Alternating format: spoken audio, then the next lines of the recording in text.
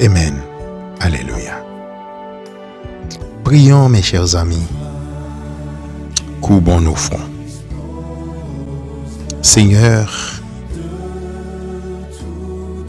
en ce moment, nous voici à tes pieds. Nous te disons merci pour tout ce que tu as fait pour nous dans nos vies quotidiennes. Nous te disons également merci pour ta grâce, pour ta bonté et pour tes multiples bienfaits.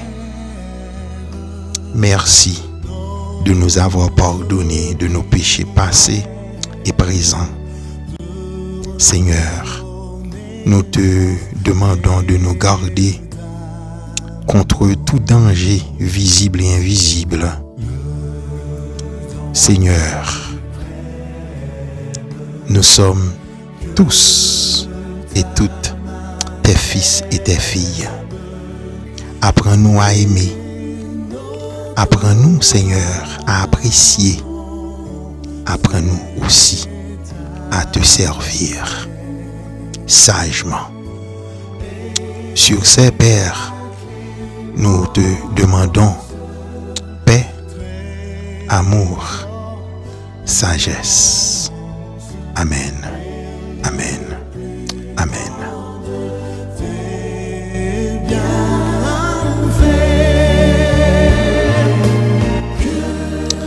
Mes chers amis, encore une fois, c'est votre ami, votre frère, votre serviteur, guerrier précieux. Et j'espère que vous allez tous très bien, ainsi que vos familles respectives. Et que le nom du Seigneur soit béni. Amen. Amen. Amen.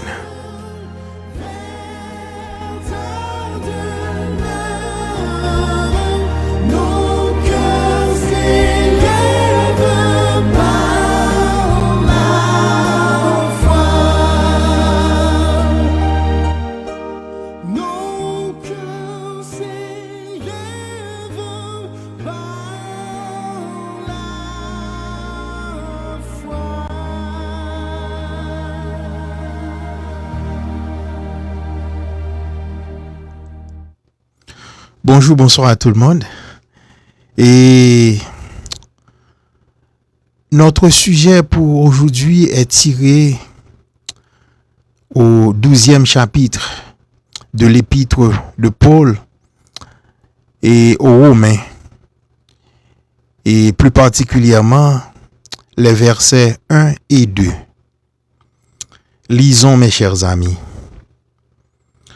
Je vous encourage donc, frères et sœurs, par les compassions de Dieu, à offrir votre corps comme un sacrifice vivant, saint, agréable à Dieu, ce qui sera de votre part un culte raisonnable.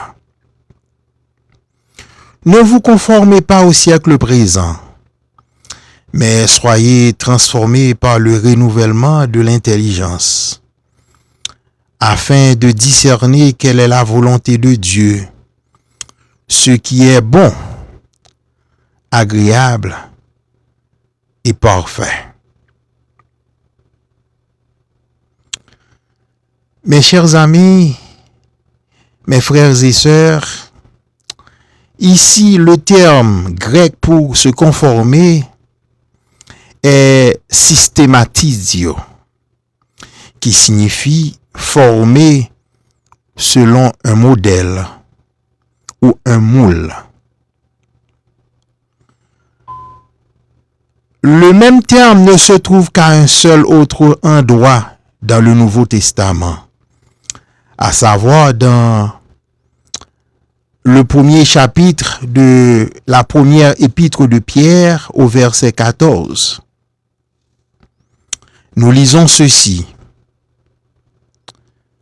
Un enfant obéissant,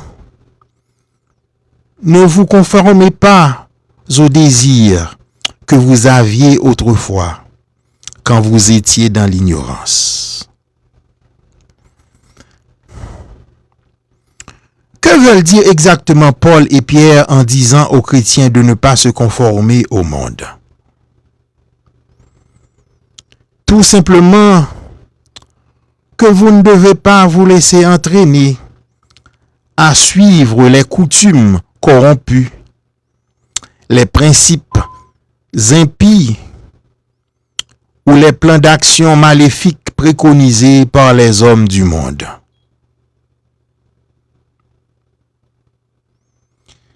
Pour matérialiser ce que je viens de dire, laissez-moi vous lire dans le livre des Psaumes, plus particulièrement au premier chapitre, nous allons lire le premier et le verset premier.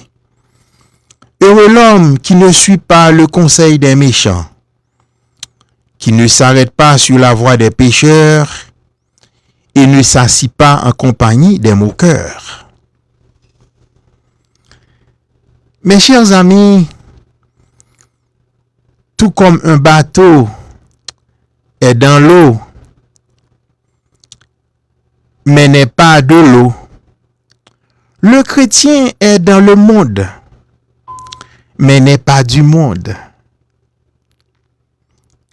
Les disciples du Christ modèlent leur vie en fonction de leur Seigneur et non en fonction des principes du monde.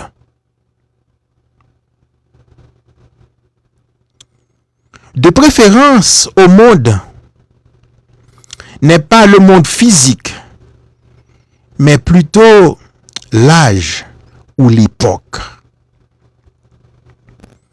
La Bible dit que les chrétiens sont délivrés du présent âge mauvais, dirigé par Satan, qui est marqué par l'idolâtrie, les désirs charnels et la rébellion.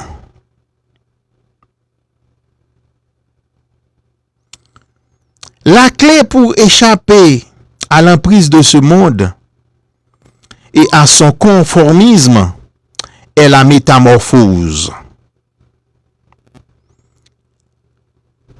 La métamorphose de l'esprit, bien sûr. La métamorphose de l'esprit du chrétien. Cela veut dire que le chrétien doit être transformé mentalement au niveau de l'esprit. Cette métamorphose s'accomplit par le don du Saint-Esprit. Le don du Saint-Esprit qui, en quelque sorte, œuvre pour changer de l'intérieur du cœur et l'esprit des croyants, afin que leur obéissance à Dieu soit naturelle et immédiate.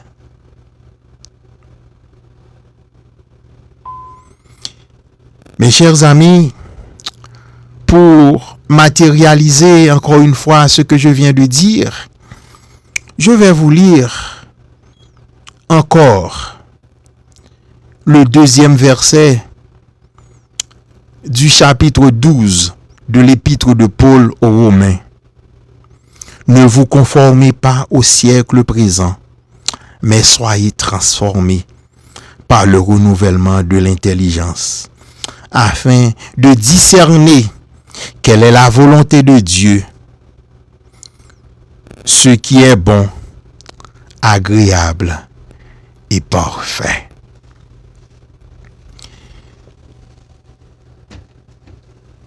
Mes chers amis,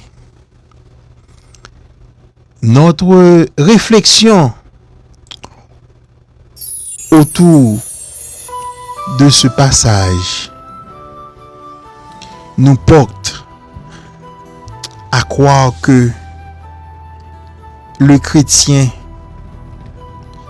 croit qu'il vit dans un monde matériel, un monde physique, un monde palpable. Mais il ne doit jamais se laisser influencer par les pratiques de ce monde. Et sur ce, mes sœurs mes frères, mes chers amis, si vous avez entendu ce message, si vous avez entendu cette parole et vous sentez la nécessité de démarquer les pratiques de ce monde, je vous prie de vous joindre à moi au pied de l'autel afin de prendre une décision marquante dans votre vie. Amen.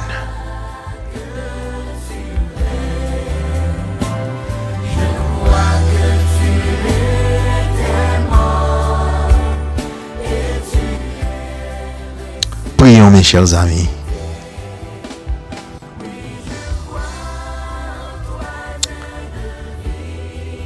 Adorable Père céleste, Père des orphelins, des veuves et des veufs, Seigneur, nous voici à tes pieds. Bien que nous sommes tous et toutes acculés sous les poids de nos péchés, mais Seigneur, nous cherchons tous et toutes un renouveau définitif. Pour ce, Seigneur, apprends-nous à démarquer les pratiques de ce monde, à ne plus vivre selon les principes du monde actuel, de cette époque.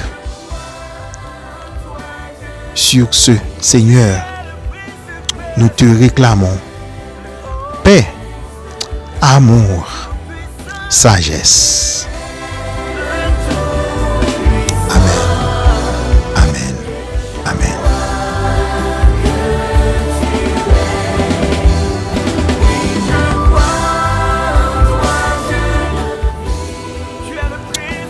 Mes chers amis, mes frères et sœurs, nous sommes arrivés au bout de notre balade spirituelle.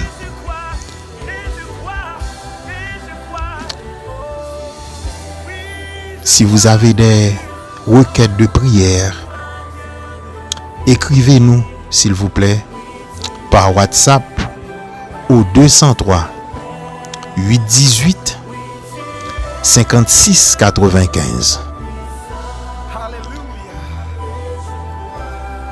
C'était votre frère, votre ami, votre serviteur, précieux guerrier. Que le nom du Seigneur soit béni et que vous soyez tous et toutes bénis, ainsi que vos familles respectives. Amen, amen, amen. Merci Seigneur.